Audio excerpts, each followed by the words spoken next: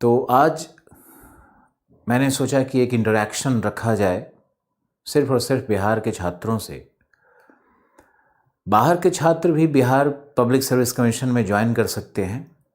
आज मैंने अपने क्लास में भी कहा कि बिहार और उत्तर प्रदेश का जो सिविल सेवा परीक्षा है राज्य स्तरीय, उसमें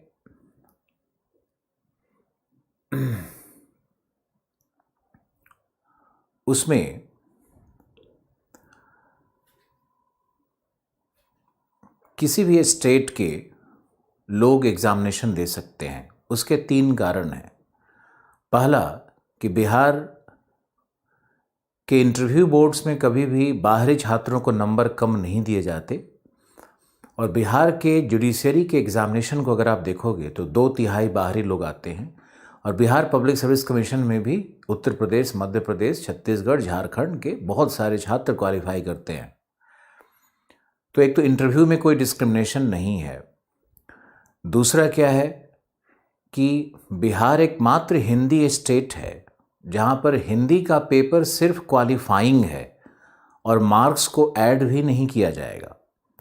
तो जैसे कुछ छात्र महाराष्ट्र के होते हैं, गुजरात के होते हैं, वो हिंदी में बहुत अच्छा मार्क्स नहीं ला पाते हैं, लेकिन इतनी अच्छी हिंदी होती है कि वो क्वालिफाई कर पाए, तो वो भी बिहार पब्लिक सर्विस कमीशन का एग्जामिनेशन दे सकते हैं। आपके देश का ही एक खंड है, आपके देश का एक महत्वपूर्ण खंड है, और प्रशासन में आप कहीं भी जा सकते हो। राज्य सरकार, केंद्र सरकार के प्रशासन में वैसे भी आप लोगों का कैडर होता है। जो आईएएस भी बनते हैं उनका भी कैडर होता है। ऐसा नहीं होता है कि आप होम स्टेट में ही सेवा देते हो, पूरे देश को सेवा देते हो। तो बिहार पब्लिक सर्विस कमीशन के माध्यम से दूसरे स्टेट के लोग भी वहाँ पर ज्वाइन करते हैं, और ज्वाइन बहुत अच्छा स्टेट सर्विसेज है बिहार का। कारण है वो एक ज़मींदारी स्टेट रहा था, तो ज़मींदारी स्टेट होने के कारण जो ब्रिटिश राज में वहाँ पे डीएम के, एसडीएम के ऑफिसेज बड़े बनाए गए, बड़े बंगले बनाए गए। थोड़ा मेंटेनेंस का इश्यूज़ है, वर्तमान गवर्नमेंट के लिए चैलेंजेस है कि वहाँ बंगलोज़ का मेंटेनेंस कैसे होगा, और उसमें जो होता है उसका मॉडर्नाइजेशन कैसे होगा, उसको नयापन उसमें कैसे लाया जाए। खैर, ये तो अलग बात है। तो मेरा उद्देश्य है कि आप कहीं के भी हों, आप बिहार पब्लिक सर्विस कमीशन को ज्वाइन कर सकते हो। बहुत शानदार सेवा है, बहुत पावर है। एसडीएम का पद है, डीएसपी का पद है, सीटीओ का पद है, आरटीओ का पद है, बहुत सारे पद निकलते हैं। जो स्टेट एक्साइज, स्टेट टैक्सेशन में बहुत सारे पद होते हैं, तो जेलर का पद होता है। तो बहुत ही उच्च प्रशासनिक पदाधिकारी बनने का एक अवसर है।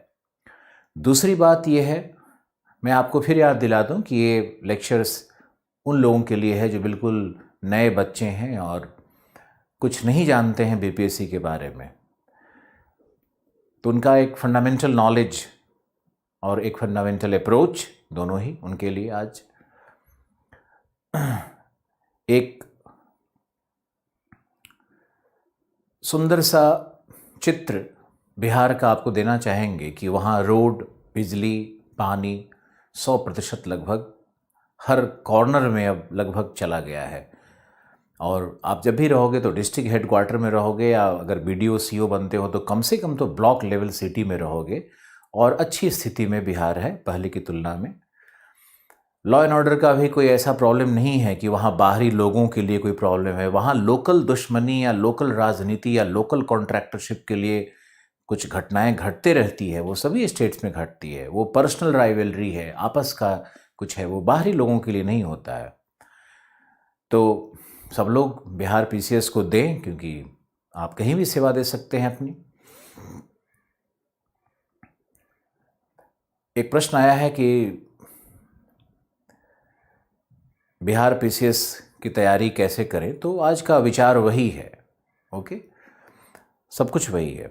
हमारे साथ आईएएस के फाउंडेशन बैच में बहुत सारे बच्चे जुड़े हुए हैं, और 2-3 बैचेज चल रहे हैं वहाँ पर आईएएस फाउंडेशन में। तो आईएएस फाउंडेशन में एक जो अप्रोच है उसमें और बीपीएससी में अप्रोच में अंतर है। आप लोग सब लोग ध्यान से सुनो इस बात को। तो आईएएस फाउंडेशन वाले कोर्स में तो तो आपकी समग्र तैयारी होती है। समग्र तैयारी का अर्थ है कि आप किसी भी पीसीएस और किसी भी आईएएस के एग्ज़ामिनेशन के लिए आप पूरी तरह तैयार रहते हो उसमें। लेकिन जैसे मान लो पीसीएस का कोई एग्ज़ाम है तो पीसीएस की अपनी आवश्यकताएं होती है। आईएएस से पीसीएस थोड़ा सा 30% अलग कुछ हो जाता है और अप्रोच में अंतर हो जाता है। मैंने एक बार यूपीएससी के चेयरमैन से, राजस्थान पब्लिक सर्विस कमीशन के चेयरमैन से हमने बात की थी, शर्मा जी थे, तो उनसे मैंने कहा कि उनका नाम पूरा याद नहीं है, तो मैंने उनसे पूछा कि सर आप लोग राजस्थान में इस तरह का क्यों सिलेबस बना के रखे हो। तो उन्होंने कहा कि आईएएस और पीसीएस अधिकारी में अंतर होता है। आईएएस को डिसीजन लेना होता है और पीसीएस अधिकारी को इम्प्लीमेंट करना होता है। तो पीसीएस अधिकारी का ब्रेन फैक्चुअल होना चाहिए, तथ्यात्मक होना चाहिए, उसको ज़्यादा विश्लेषण करना और ज़्यादा गहराई में चीज़ों को जानने की आवश्यकता नहीं है। इसलिए पीसीएस का जब भी एग्ज़ाम लिया जाता है, चाहे यूपी पीसीएस हो चाहे कहीं का भी हो, उसमें आप देखोगे कि फैक्चुअल प्रश्न आते हैं, सीधे सीधे प्रश्न आते हैं तिथि पर और दिवस पे और अकाउंट्स जो डायरेक्ट, जैसे कितना पैसा एलोकेशन हुआ किस योजना में, यह योजना किससे संबंधित है, इस तरह के इतिहास में कोई घटना का डेट पूछा जाना, इस तरह के प्रश्न बहुत पूछे जाते हैं। तो आईएएस और पीसीएस में एक अंतर आ गया, और अंतर है पहले से ही, और अंतर ये है कि जो पीसीएस का एग्ज़ाम है ना, उसमें लगभग 60% प्रश्न, अभी भी हम बैठ कर के यही सब देख रहे थे। देखो हमारे पास 2 किताबें भी है और हम एक बड़ा ही फॉर्मल बात करना चाहते हैं आपसे। देखो ये हमने 2 किताबें पूरी बिहार पीसीएस के ऊपर में और बिहार गजट को निकाल करके पूरा पढ़ा, सारे क्वेश्चंस को मैंने देखा सिलसिलेवार ढंग से। तो बीपीएससी में क्या करना है आपको, उस पर बात करेंगे। बीपीएससी आईएएस में 3 मूल अंतर है। पहला अंतर है कि बीपीएससी फैक्चुअल होगा। पीटी के एग्जामिनेशन में आईएएस में सीसेट का एग्ज़ाम होता है, बीपीएससी में सीसेट का एग्ज़ाम नहीं होता है। वो कॉमन एप्टीट्यूड टेस्ट जैसा कुछ नहीं होता है बिहार में। बिहार में एक ही पेपर होता है पीटी में, और उस पेपर में ही 10 प्रश्न, 8 या 10 प्रश्न कुछ मैथमेटिक्स के डाल दिए जाते हैं, और वो प्रश्न बड़े 10th स्टैंडर्ड से 12th स्टैंडर्ड के प्रश्न होते हैं। तो उन प्रश्नों को सॉल्व करना भी एक चैलेंज है। वो कोई बहुत ऑर्डिनरी ब्रेन उसको वहाँ सॉल्व नहीं कर पाता है। लेकिन चूँकि प्रश्न मैथमेटिक्स से सिर्फ 10 हैं, तो कोई बहुत बड़ा चैलेंज भी नहीं है कि नहीं किया सकता है। अगर 10 में आपको निगेटिव मार्किंग नहीं है, बिहार में निगेटिव मार्किंग नहीं है, तो 10 में वैसे भी अगर प्रोबेबिलिटी से आप जाओगे तो 2-3 क्वेश्चन तो वैसे भी सही हो जाएगा, और अगर 1-2 और कर लिए तो 50% भी मैथ्स में अगर क्वेश्चन आप सही कर देते हो तो अपने आप में एक अच्छा स्कोर माना जाएगा। तो शुरू करते हैं बिहार के ऊपर में। बिहार के ऊपर में बीपीएससी 67th बीपीएससी का ये टारगेट बैच लेकर के हम लोग आ रहे हैं, जिसका उद्देश्य है कि जो अक्टूबर में पीटी होना है उस पीटी की अच्छी तैयारी आपको करा दी जाए, और जो मेंस होना है उस मेंस में भी आपका बहुत अच्छा परफॉर्मेंस हो, बहुत अच्छा नंबर आप लाओ। तो बिहार पब्लिक सर्विस कमीशन ने अनाउंस भी कर दिया है कि 67th बीपीएससी में 1000 से अधिक सीट होंगे या 1200 से अधिक सीट होंगे। सामान्यतः आप देखोगे तो सीट मुश्किल से 200 या कभी कभी 100 से भी 100 के आसपास रहता है, तो कभी 300 तक सीट जाता है। तो इस बार 5 गुना ज़्यादा सीट आने की संभावना है बिहार पब्लिक सर्विस कमीशन के द्वारा। तो ये एक बहुत बड़ा अवसर है, और इस अवसर का लाभ तो प्रत्येक व्यक्ति को मिलना चाहिए। जो भी व्यक्ति ग्रेजुएशन के अंतिम वर्ष में है वो सारे व्यक्ति इस एग्ज़ामिनेशन को दे सकते हैं। हम आपके प्रश्न जो स्क्रीन पे आ रहे हैं उसके अनुसार भी कुछ बोलना पड़ रहा है मुझे। तो जो व्यक्ति ग्रेजुएशन के अंतिम वर्ष में है, जिसका 1 साल में रिजल्ट आ जाएगा, फाइनल हो जाएगा, वो सारे व्यक्ति इसको भर सकते हैं इस एग्ज़ामिनेशन को। तो अक्टूबर में इसका पीटी होगा। इन्फॉर्मेशन तो यही है कि अक्टूबर में इसका पीटी होने वाला है। तो आपके पास अभी लगभग 7 महीना आपके पास है, 6-7 महीना तो बड़े आराम से आपके पास है तैयारी करने के लिए। तो आप 7 महीने 8 महीने की तैयारी में तो आप बहुत कुछ कर सकते हो। 8-9 महीने में तो फुल कोर्स आप करके और बहुत अच्छे पोजीशन में जा सकते हो। तो एग्ज़ामिनेशन के जस्ट पहले भी तैयारी करने से बड़ा नुकसान होता है। आप अगर चाहोगे कि हम 2 महीने पहले पढ़ करके बीपीएससी दें, तो ये तो कुछ होना नहीं है। तो आप देखते हैं कि बिहार पब्लिक सर्विस कमीशन का क्या गाइडलाइंस है और कैसे उसमें चलना है हम लोगों को। आप ये देखो कि प्रारंभिक परीक्षा के विषय में क्या लिखा हुआ है। प्रारंभिक परीक्षा 2 घंटे की होगी, जिसमें सामान्य अध्ययन का एकमात्र एक पत्र 150 अंकों का होगा। 150 अंक का प्रारंभिक परीक्षा होगा, जिसको आप पीटी कहते हो ना। तो ये पीटी है, उसमें एक ही पेपर होगा, पेपर 1, बस यही एक पेपर है। ये पेपर किस चीज़ का है? सामान्य अध्ययन का है, जनरल स्टडीज़ का पेपर है। और इस पेपर में आपको 150 क्वेश्चंस होंगे, जो कि 150 मार्क्स के हैं। मैंने पहले भी कहा कि एकदम से जो बच्चे वंचित हैं किसी भी प्रकार के गाइडेंस से, वो इसका लाभ बहुत ले सकते हैं। और जो बहुत स्मार्ट बच्चे हैं, अर्बन बच्चे हैं, पहले से कोचिंग कर रहे हैं, उनके लिए भी कुछ रखा है मैंने। तो आप ये 150 क्वेश्चंस का होगा। अब ये 150 क्वेश्चंस का होगा, इसका डिवीज़न कैसे होता है? पीटी में क्वेश्चंस कहाँ से आएंगे? तो पहले देख लो, इसका हम डिवीज़न करके देख लेते हैं। तो इसमें आएगा सबसे पहले तो नेक्स्ट पेज पे चलते हैं। पीटी में सबसे जो महत्वपूर्ण है वो हिस्ट्री है। हिस्ट्री सबसे महत्वपूर्ण है। इसमें लगभग 26 से 30 प्रश्न तो हिस्ट्री से ही आ जाते हैं। और हिस्ट्री का 3 भाग होगा: प्राचीन इतिहास, मध्ययुगीन इतिहास और तीसरा आधुनिक भारत का इतिहास। तो ये 3 इसके खंड होंगे। प्राचीन में तो आप जो इंडस वैली सिंधु घाटी सभ्यता है, सिंधु घाटी सभ्यता से लेकर के आप मान लो कि 712 मोहम्मद बिन कासिम के आक्रमण तक का जो ये पीरियड है, इसको आप मान लो। बिहार के कॉन्टेक्स्ट में बख्तियार खिलजी के आक्रमण को भी कई लोग वहाँ से मध्ययुगीन काल मानते हैं, लेकिन वो ठीक नहीं है। 712 तक आप ले लो। उसके बाद फिर मिडिवियल को भी 2 भाग में बांटा जाता है, इतना हम लोग करने की आवश्यकता नहीं है।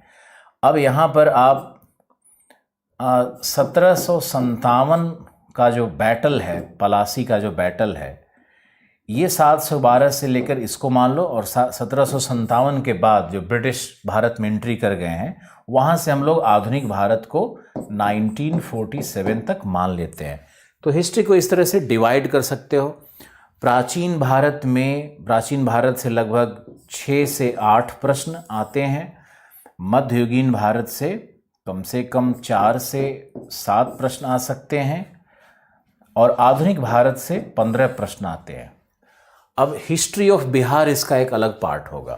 तो अगर हम लोग हिस्ट्री ऑफ बिहार में चले जाएंगे, तो बिहार की हिस्ट्री क्या है ना कि एंशिएंट हिस्ट्री जो इंडिया की है, ये एंशिएंट हिस्ट्री भारत का, वो क्या है? वो तो मगध का हिस्ट्री है, षोडश महाजनपद का हिस्ट्री है, शुंग का हिस्ट्री है, कण्व का हिस्ट्री है, मौर्याज का हिस्ट्री है, गुप्ताज का हिस्ट्री है।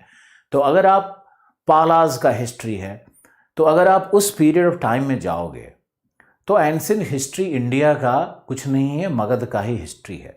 और जितने भी बड़े बड़े महानायक की आप नाम सुने होंगे, चाहे वो योगा सिस्टम पातंजलि हो, या फिर जो शैल्य चिकित्सा में, और जो वेद में जो भी वेदों की ऋचाएँ, जैसे ऋग्वेद तो पंजाब में लिखी गई है, लेकिन जो लेटर वेद है, क्या कहते हैं उसको, अथर्ववेद कहते हैं, अथर्ववेद है, वो लिखी गई है बिहार में, नॉर्थ बिहार में। तो लेटर वैदिक पीरियड से लेकर के ही बिहार का हिस्ट्री शुरू हो जाता है।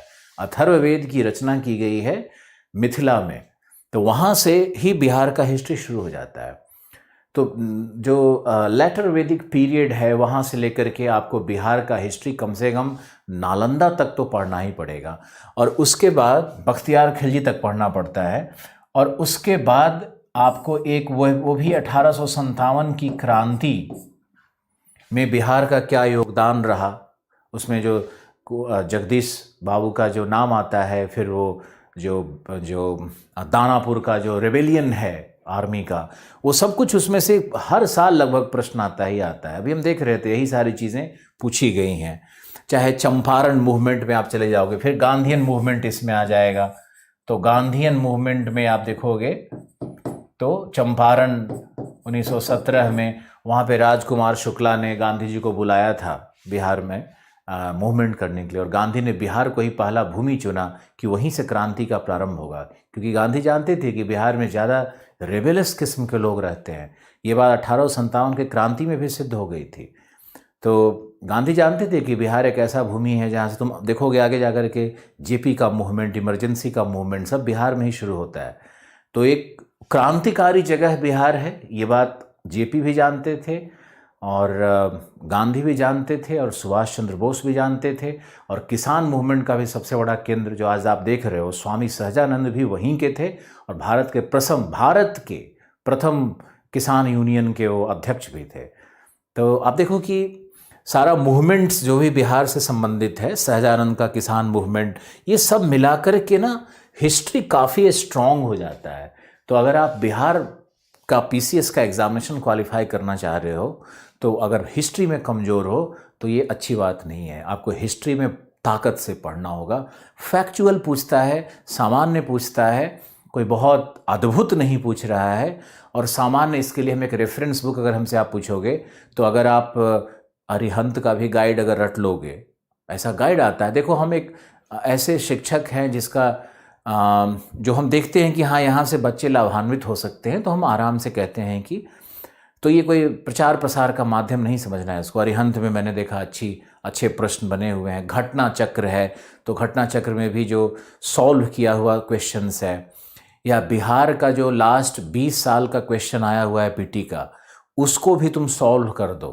केबीसी नैनो करके भी एक आता है पब्लिकेशन का, तो उसका भी तुम क्वेश्चंस उसमें सॉल्व किया हुआ है, बड़ा अच्छा क्लासिफिकेशन दिया हुआ है। तो इस तरह से आपको क्या करना है कि बिहार के 20-25 वर्ष के जितने प्रश्न इतिहास के आए हुए हैं, क्योंकि इतिहास के प्रश्न तो बदलते नहीं हैं, तो उन सारे क्वेश्चंस को सॉल्व करना, रट जाना है बिल्कुल। दूसरा, घटना चक्र में जितना हिस्ट्री दिया हुआ है ना क्वेश्चन, यूपी पीसीएस से मान लो क्वेश्चन आया, एमपी पीसीएस से मान लो क्वेश्चन आया हिस्ट्री का, या फिर राजस्थान पीसीएस में आया, आईएएस में पीटी का क्वेश्चन आया हिस्ट्री में, तो घटना चक्र जैसे किताबों ने क्या कर रखा है कि पूरा बना रखा है, और उसमें बहुत अच्छा सॉल्यूशन भी दिया हुआ है। बल्कि उस सॉल्यूशन को पढ़ने पे मुझे आज लगा ऐसा कि उन सॉल्यूशंस में भी बहुत कुछ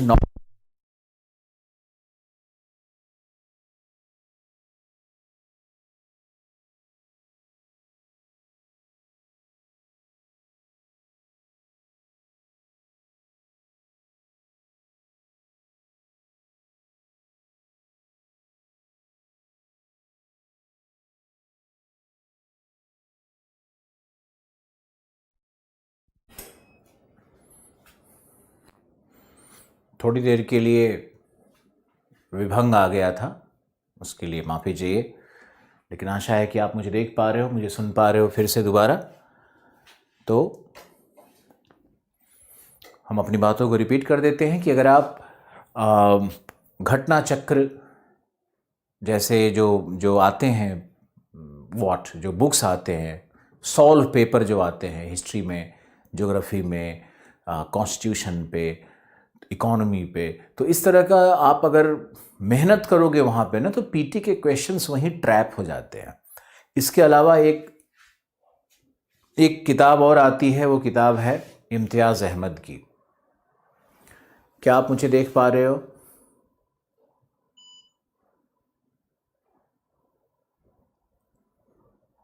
क्या हम लाइव हैं? दीपू, विशाल, संजीव, सुभाष, कमल,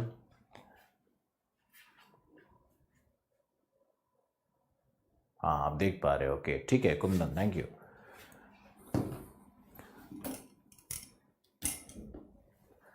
ये जो हमने आपसे बात कही कि आपको तैयारी कैसे शुरू करना है पीटी का और पीटी में क्या करना चाहिए आपको, ये आपको कोई भी सीनियर बताएगा, इसमें ऐसा अद्भुत कुछ भी नहीं है।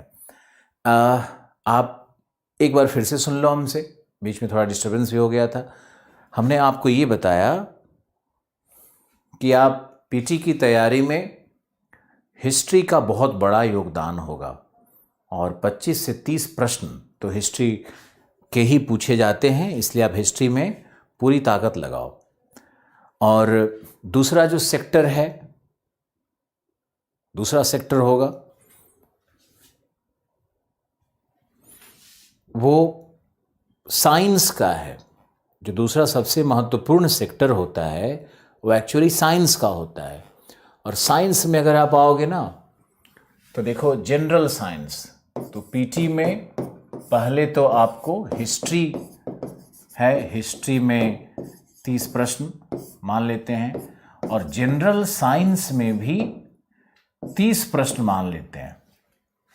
तो जनरल साइंस से भी 30 प्रश्न आता है। अब जनरल साइंस को कैसे सॉल्व करें, तो मेरा जो छोटा सा रिसर्च वर्क है वो तो ये कह रहा है कि जनरल साइंस पे लूसेंट की एक किताब आती है, वो भी एक छोटी सी गाइड है और बहुत बच्चे पढ़ते हैं उसको पीसीएस एग्जामिनेशन के लिए।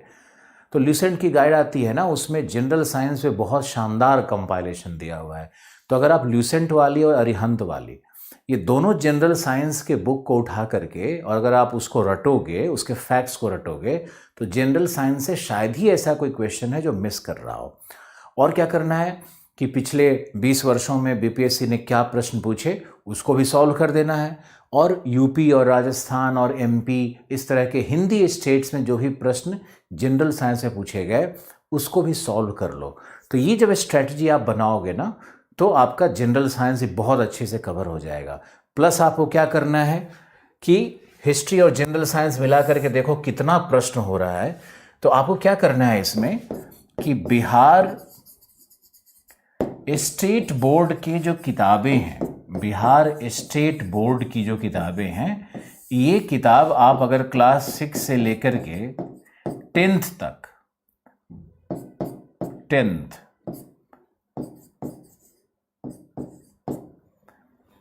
6 से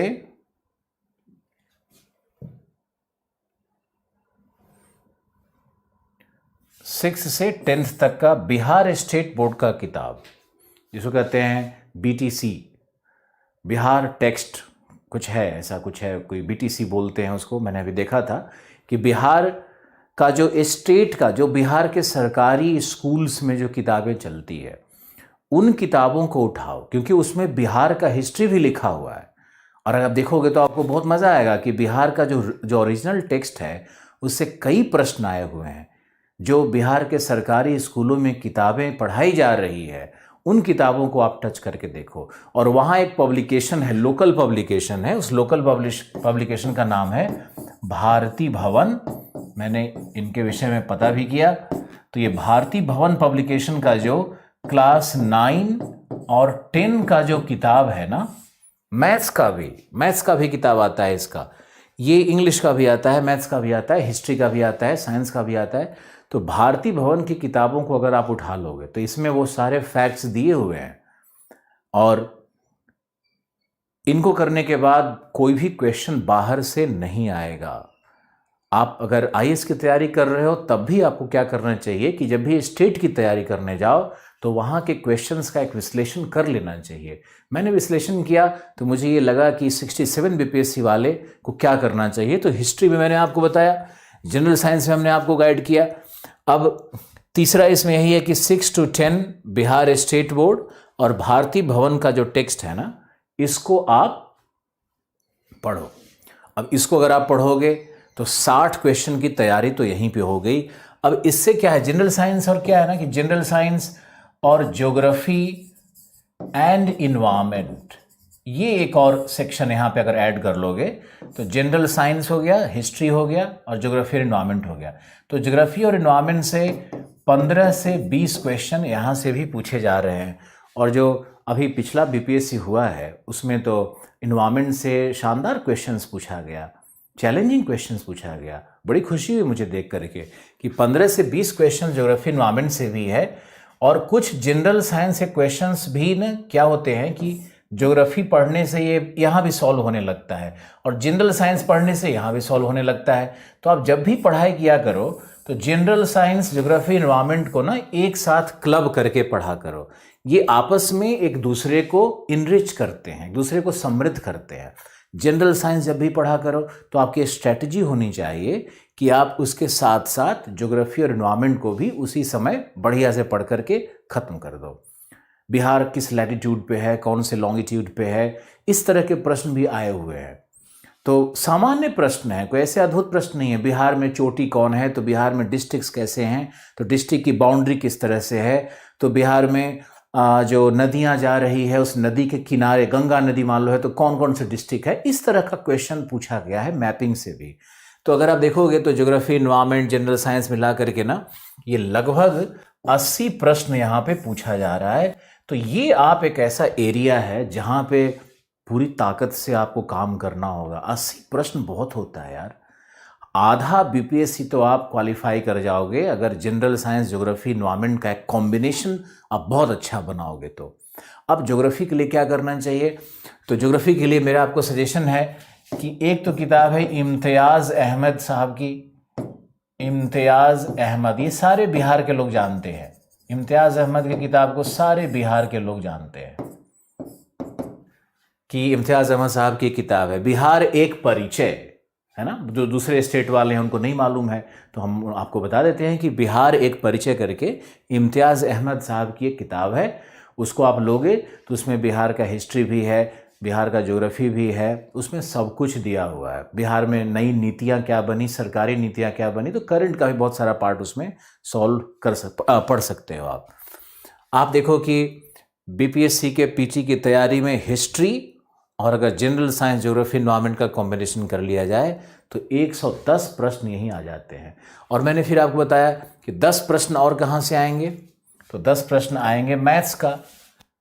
पीटी के स्ट्रक्चर को आप देख लो, ये है हमारा हिस्ट्री 30 क्वेश्चन, ये है हमारा जनरल साइंस लगभग 30 क्वेश्चन, ये हमारा ज्योग्राफी एंड एनवायरमेंट लगभग 20 क्वेश्चन। जो नया ट्रेंड है उसके अनुसार, नया ट्रेंड के अनुसार ये दोनों मिल करके 50 क्वेश्चन, और हिस्ट्री को मिलाने के बाद, हिस्ट्री से अगर हम इसको मिला देंगे तब ये जा करके क्या हो जाता है, 80 क्वेश्चन हो जाता है।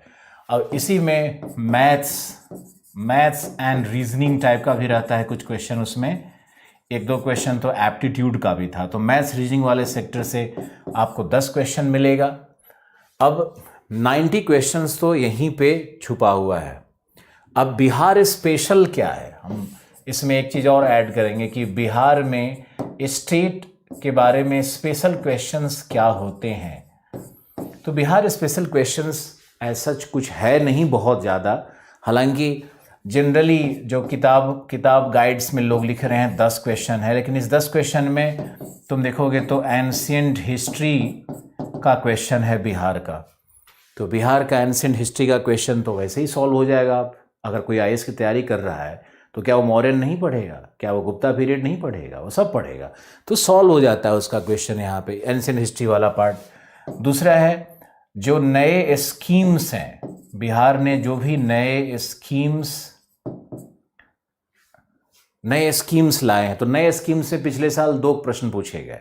अब बड़ा इंटरेस्टिंग सा था कि बिहार ने अपना जो स्कीम नया चला रखा है उस पर भी 2 प्रश्न। तो बिहार सरकार ने कौन कौन से नए स्कीम्स चला रखे हैं, या बिहार में अगर कोई कमीशन बना हो, उसका कोई रिपोर्ट आया हो, या बिहार का जो आर्थिक सर्वेक्षण है उसको थोड़ा बहुत देखने की आवश्यकता होती है। तो इतने में ही आपका बिहार का हिस्ट्री, बिहार का नया स्कीम और करंट जैसा इकोनॉमी, और बिहार का ज्योग्राफी, यही है आपका बिहार स्पेशल। बस इम्तियाज़ अहमद साहब की किताब और कुछ नए फैक्ट्स मिला करके ये 10 क्वेश्चंस भी हो जाएंगे आपके।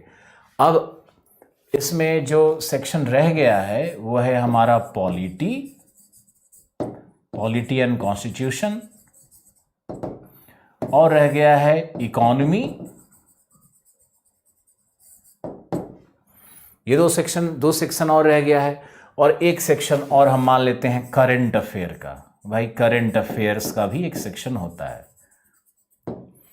तो जो 50 क्वेश्चन होंगे उसमें पॉलिटी कॉन्स्टिट्यूशन, इसमें तुम मान लो 15 से 20 क्वेश्चन तो पॉलिटी से ही आ जाएगा, इकोनॉमी से 10 क्वेश्चन आ जाएगा।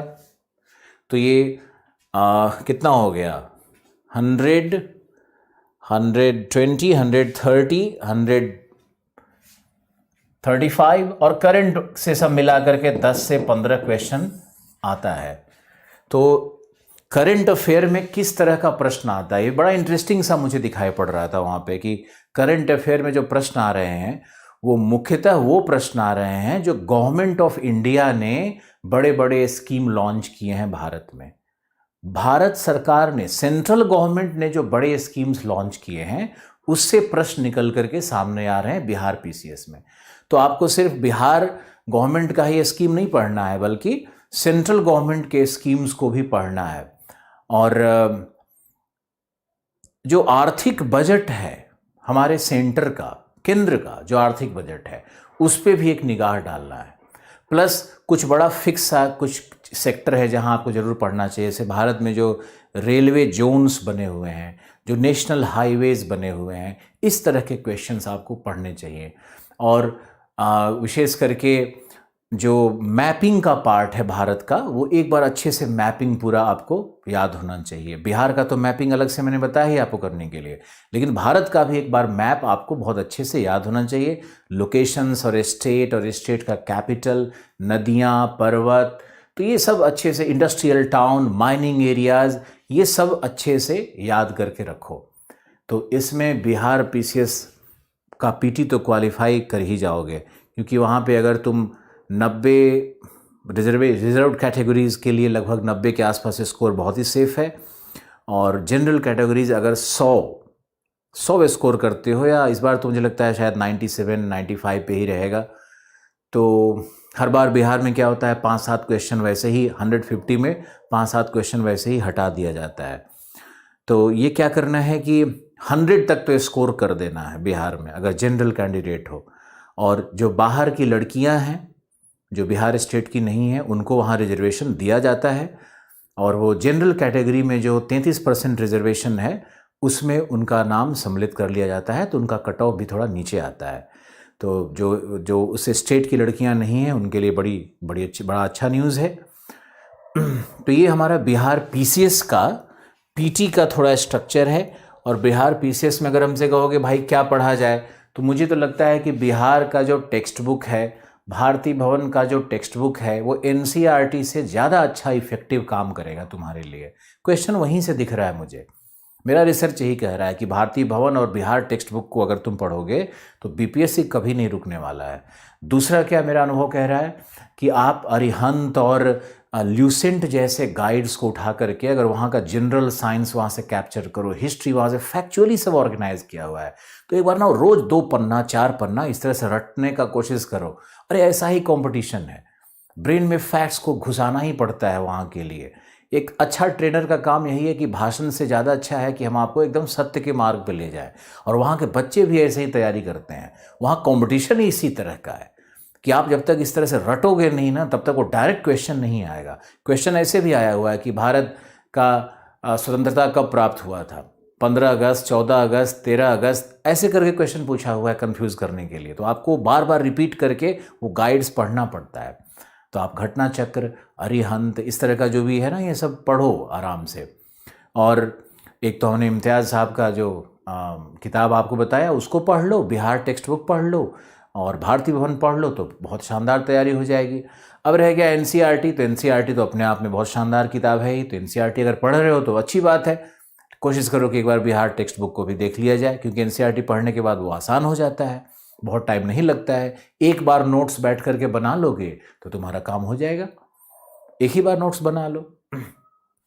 तो सरल है, बिहार का पीटी बहुत सरल है।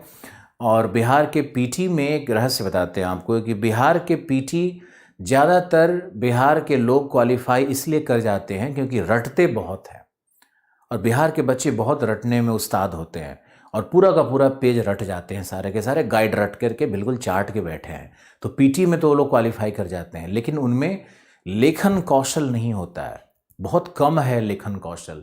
तो लेखन कौशल में कम होने के कारण जो बच्चे आईएएस की तैयारी कर रहे हैं, जो बच्चे दिल्ली में बिहार की तैयारी करने आईएएस की तैयारी करने आ जाते हैं, जिनके पास ज़्यादा सुख सुविधा है, जो बढ़िया आईएएस के लिए पढ़ाई तैयारी करें, वो बच्चे बहुत क्वालिफाई कर रहे हैं।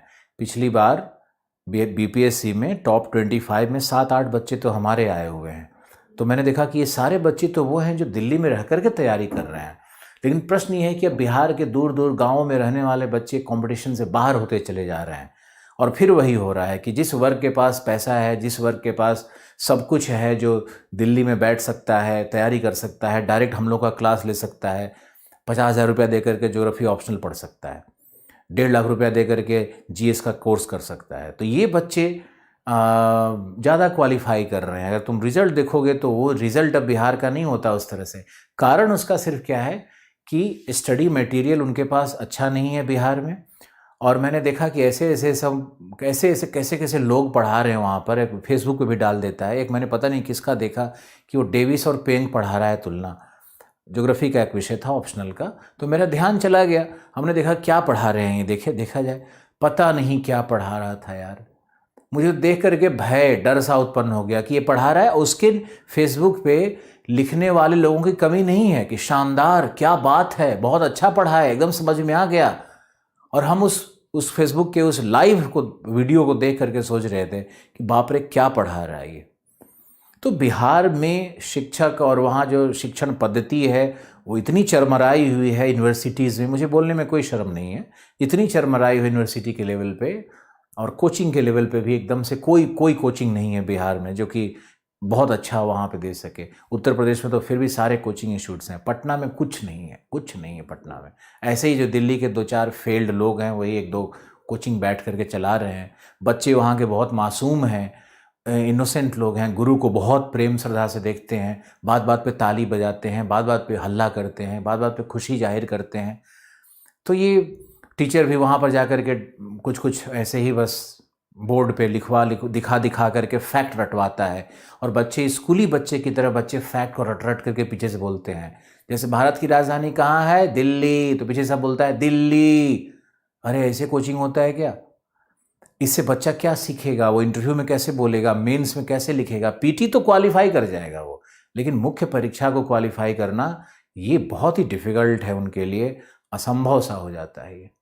तो हम आपसे ये कहना चाहेंगे कि मुख्य परीक्षा के लिए जब तक आपकी भाषा शैली अच्छी नहीं है, जब तक आपकी हिंदी भाषा पे कमांड नहीं है, जब तक विषयों का थोड़ा गहन अध्ययन नहीं है, विषयों का अंडरस्टैंडिंग नहीं है, तब तक आप मुख्य परीक्षा कभी क्वालिफाई नहीं कर पाओगे।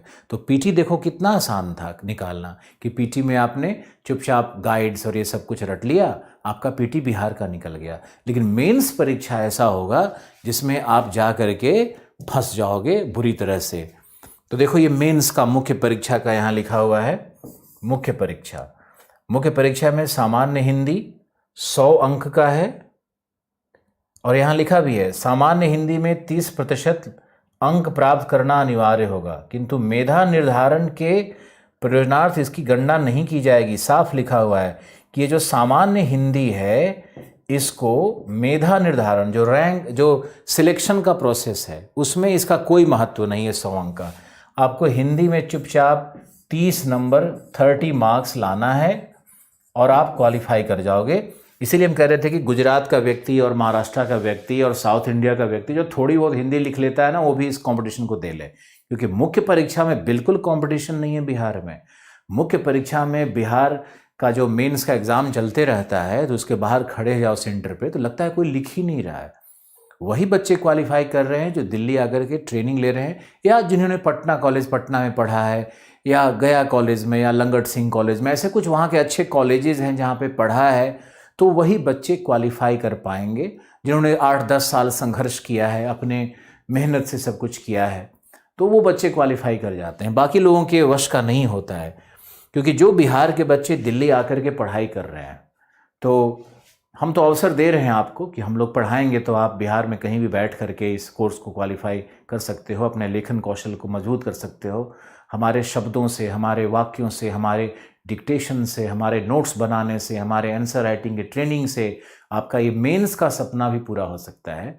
और होगा, हम कर रहे हैं ये काम और बहुत पहुंच चुके हैं, दूर दूर तक पहुंच चुके हैं, गांव-गांव तक, चिंता नहीं करना है। तो ये सामान्य अध्ययन का ये 300 मार्क्स का 3 घंटे का पेपर होगा। और पेपर 2 है सामान्य अध्ययन का, ये भी है 2 पेपर, यानी जनरल स्टडीज़ का 2 पेपर, यहाँ देखो साफ दिख रहा है, यानी 600 मार्क्स का जनरल स्टडीज़ है ना। तो ये 600 नंबर का जनरल स्टडीज़ क्या है? वही जनरल स्टडीज़ है जो मैंने आपको पीटी में बताया, वही इतिहास, वही भूगोल, वही संविधान पॉलिटी, या वही इकोनॉमी, वही करंट अफेयर, वही स्टैट्स और मैथ्स का थोड़ा सा क्वेश्चन, तो सब कुछ वही है लगभग। पेपर 1, पेपर 2, 2 पेपर होगा। नेक्स्ट पेज पे चलते हैं और देखते हैं कि इसमें क्या है। तो यहाँ देखो, ये नेक्स्ट पेज में अब ऐच्छिक विषय की बात आ गई। ऐच्छिक विषय में क्या करना है कि आपको इसमें से एक विषय का सिलेक्शन करना है। तो अगर एक विषय का सिलेक्शन करना चाहोगे तो बिहार अगर का रिजल्ट का अगर हम लोग विश्लेषण करेंगे तो ये इतिहास, ये भूगोल, ये सबसे ज़्यादा रिजल्ट देता है। सबसे ज़्यादा रिजल्ट भूगोल और इतिहास से ही प्राप्त हो रहा है। और अगर और देखना चाहोगे तो मैथिली भाषा, संस्कृत भाषा और पर्शियन कहाँ है इसमें? उर्दू तो है इसमें, पर्शियन कहाँ है? पर्शियन शायद फारसी, देखो यहाँ लिखा हुआ है फारसी भाषा। ये मेरा रिसर्च कह रहा है कि भाषा में ये 3 भाषा और फिर हिंदी भाषा, ये ऑप्शन लेने वाले बच्चे यहाँ पे क्वालिफाई करते रहते हैं, ज़्यादातर यहीं से क्वालिफाई करते हैं। लेकिन परंतु ऐसा कुछ नहीं होता है कि आप कोई भी विषय को लेकर के आप क्वालिफाई कर सकते हो। लोक प्रशासन भी एक बढ़िया विषय है, दर्शन शास्त्र बढ़िया विषय है, लॉ एक बहुत शानदार विषय है। अब वनस्पति विज्ञान और पशुपालन से तो बहुत मुश्किल से 1 या 2 रिजल्ट भी नहीं दिखा मुझे। मनोविज्ञान, साइकोलॉजी एक अच्छा विषय है। तो आपको देखना है कि आपको कौन सा विषय ज़्यादा सूट कर रहा है बिहार पीसीएस के लिए। रिजल्ट के मामले में तो कोई जवाब ही नहीं है भूगोल और इतिहास का, ये दोनों मैक्सिमम रिजल्ट। अब एक वहाँ पे LSW करके पेपर है, लॉ एंड सोशल वेलफेयर करके पेपर है, इसमें इस लिस्ट में कहीं होगा, ये रहा श्रम एवं समाज कल्याण, ये नंबर 16। तो लॉ एंड सोशल वेलफेयर का बहुत बुरा हाल चल रहा है वहाँ पे बिहार में। आप सबको मालूम भी हो चुका है कि बहुत बुरा हाल है इस पेपर का, और इससे लोग भाग भाग करके अब दूसरे पेपर में आ रहे हैं, क्योंकि आसान पेपर था, कम सिलेबस था, तो बहुत बड़े मात्रा में स्टूडेंट्स इसको लेने लगे। और जब बहुत सारी कॉपियाँ एक साथ बंडल में आने लगती हैं तो एग्जामिनर का इंटरेस्ट भी खत्म होता है। तो कई बार जल्दबाजी में जो अच्छा व्यक्ति लिखता है उसको भी नंबर नहीं मिल पाता है, भीड़ का पार्ट बन जाता है वो। तो सजेशन तो अभी तो फिलहाल यही है कि भीड़ का पार्ट आप ना बने। जैसे ऐसे ही यूपीएससी में हुआ एक बार लोक प्रशासन के साथ, पवेड के साथ, 2010-11 में इतने लोग लेने लगे कि भीड़ बढ़ गई। अब भीड़ बढ़ गई तो लोक प्रशासन का पतन हो गया। ऐसा होता है। ज्योग्राफी का भी जो ज्योग्राफी ऑप्शनल था उसका भी 2016, 17, 18 में कुछ कहीं ना कहीं बहुत पतन हुआ। हालांकि सबसे ज़्यादा रिजल्ट आता है क्योंकि बच्चे बहुत ज़्यादा अप्लाई करते, लेकिन जो पुराना उसका शाख था उसमें कुछ कमी आई, फिर इधर उठ गया। जुनैद रैंक 3 लाया हमारा स्टूडेंट, फिर उस समय से उठा हुआ है। तो ये चल रहा है, इस तरह से उठा पटक कुछ ना कुछ चलते रहता है। आप इसका ध्यान रखो कि आपको विषय में, किस विषय में अभिरुचि है, किस में आप बेहतर लिख पा रहे हो।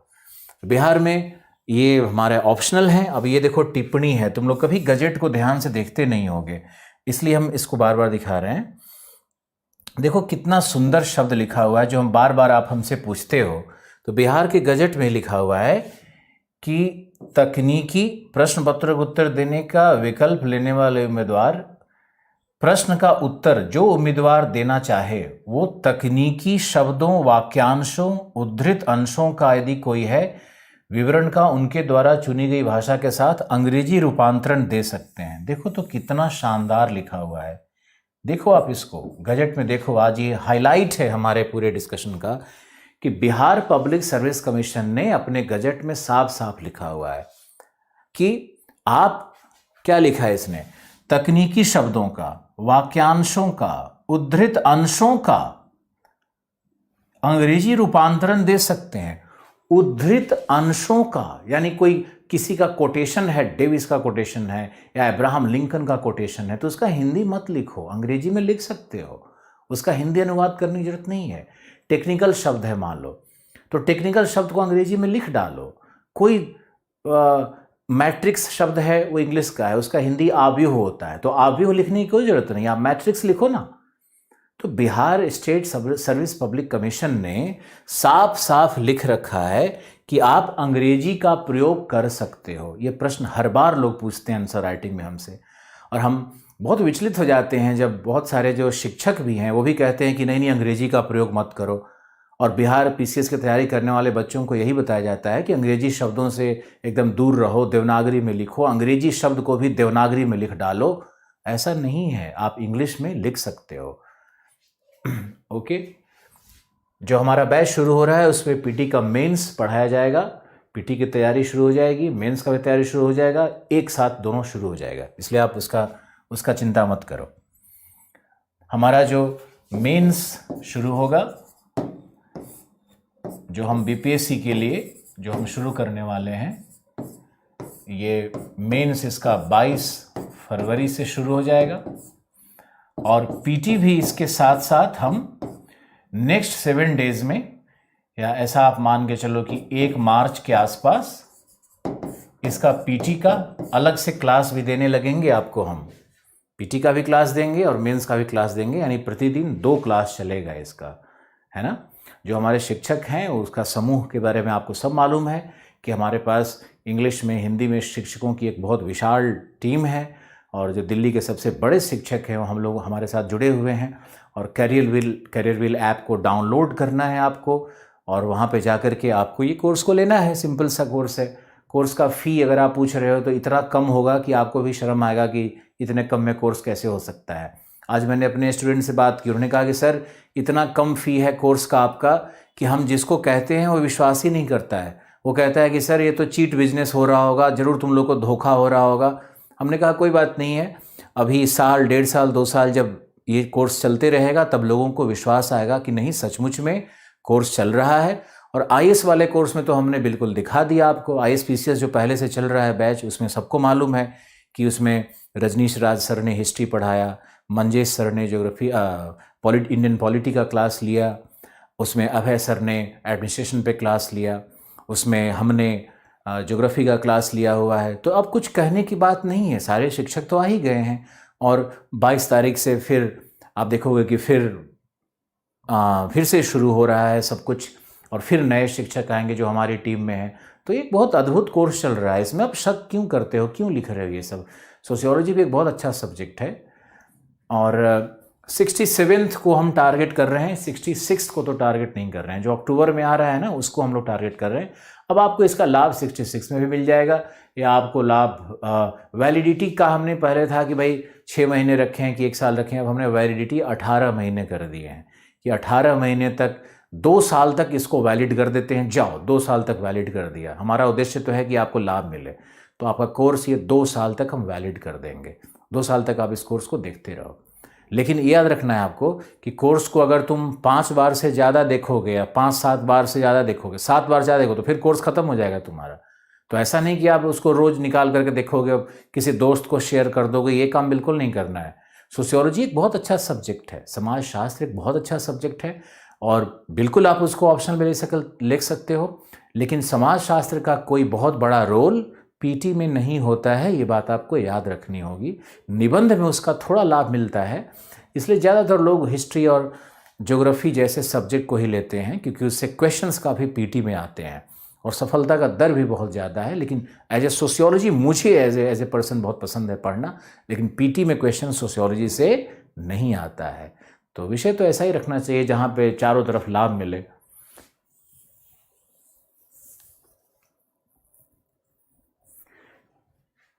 आईएएस और बीपीएससी की तैयारी एक साथ बिल्कुल कर सकते हो। आईएएस और बीपीएससी में 70% 80% चीज़ें एक ही होती है। मुख्य परीक्षा तो जाकर के एक ही हो जाता है ना, इसलिए आप उसकी चिंता मत करो। यहाँ देखो कि ये तकनीकी और विवरण जो मैंने इंग्लिश में बताया, उम्मीदवार को प्रश्न पत्र के उत्तर अपने हाथ से लिखने होंगे। चलो ये बहुत सिंपल सा है। जो 1 2 3 4 5 7 का ही प्रयोग करना है। देखो ये वाला रोमन वाला यूज मत करना है बीपीएससी में। यहां देखो साफ लिखा हुआ है 7 नंबर पे।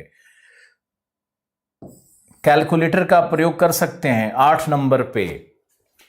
ये गैजेट वाला आप इंटरनेट से निकाल करके, हमारा रिक्वेस्ट है कि आप इसको जरूर देखो, और जब इसको आप देखोगे तब आपको समझ में आएगा। और ये बृहद सिलेबस है, बृहद सिलेबस है। सिलेबस में आप अंदर जाओगे तो देखो इसको कि सामान्य हिंदी अनिवार्य विषय है। अनिवार्य विषय में 30 नंबर का निबंध है, 30 का व्याकरण है, 25 का वाक्य विन्यास है, 15 का संक्षेपण है। ये तो क्वालिफाइंग है, इसमें तो कुछ है ही नहीं। सामान्य अध्ययन के पेपर 1 में क्या है, तो आधुनिक इतिहास, राष्ट्रीय अंतर्राष्ट्रीय महत्व की घटना, करंट अफेयर और सांख्यिकी है। तो करंट अफेयर, हिस्ट्री, कल्चर, ये सब मिलाकर के पूरा एक पेपर बना हुआ है। हिस्ट्री का रोल बहुत बड़ा है। और यहाँ सामान्य अध्ययन में आप देखोगे तो भारतीय राज्य व्यवस्था, अर्थव्यवस्था और भूगोल, भारत का विज्ञान प्रौद्योगिकी, साइंस एंड टेक्नोलॉजी, ये मिलाकर के बना हुआ है हमारा पेपर 2। तो पेपर 1 में हिस्ट्री, करंट अफेयर और स्टैटिस्टिक्स है। पेपर 2 में मेंस में भारतीय राज्य व्यवस्था, भारतीय अर्थव्यवस्था, भूगोल और भारत का साइंस एंड टेक्नोलॉजी के विषय में आपको मिलेगा। अब ये सब बाकी जो है वो मेंस में जो सिलेबस है उसको दर्शाया गया है। मुझे नहीं लगता है कि इसको बहुत जानने और समझने की आवश्यकता है। हम आपको बस एक छोटा सा मैसेज दे देते हैं जाने के पहले कि 67 बीपीएससी आपको बहुत बड़ा अपॉर्चुनिटी दे रहा है जॉब के लिए, और सरकारी जॉब में अधिकारी बनने का बहुत बड़ा अपॉर्चुनिटी दे रहा है। और 22 से बीपीएससी का मेंस प्रोग्राम, पीटी का मेंस प्रोग्राम हम लोग शुरू करेंगे।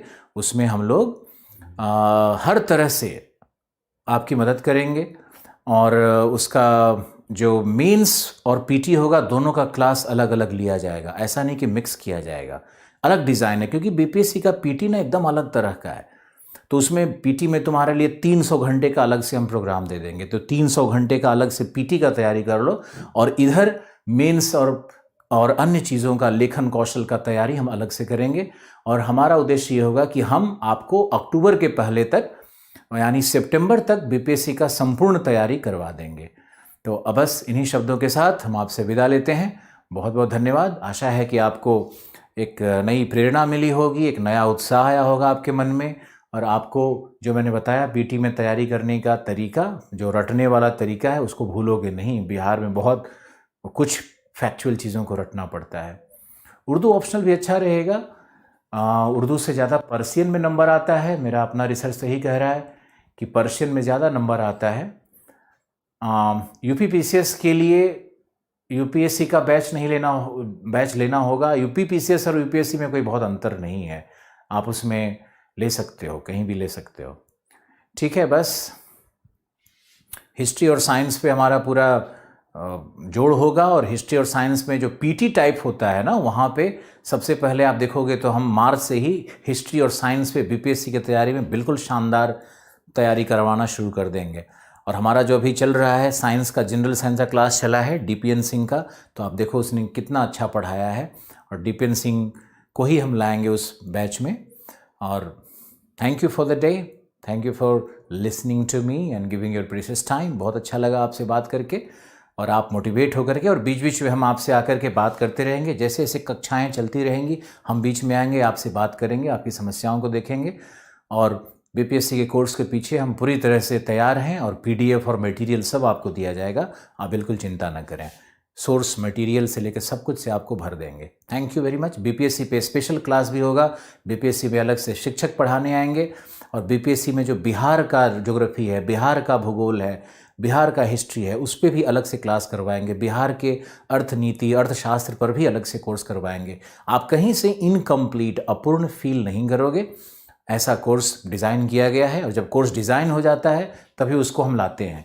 जैसे मुझे 3 महीना लगा आईएएस का कोर्स लाने में, हमने अगस्त से तैयारी की, तब अक्टूबर में लेकर के हम आए।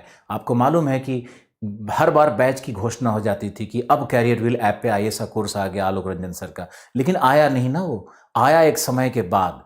उसके बाद अक्टूबर से लेकर के अभी तक हमने सारे पीसीएस का अध्ययन किया, टीम बनाया, उनको बिठाया, उस पर मटेरियल डेवलपमेंट का काम में लगवाया। तो अब ये जो है ना, सो अब पीसीएस वाले बैचेस का भी अलग अलग टारगेट करके सारे पीसीएस का तैयारी करवाने का योजना बन रहा है। और बहुत शुभकामना हमारा हृदय से आपका, बहुत बहुत धन्यवाद। Thank you, bye, take care.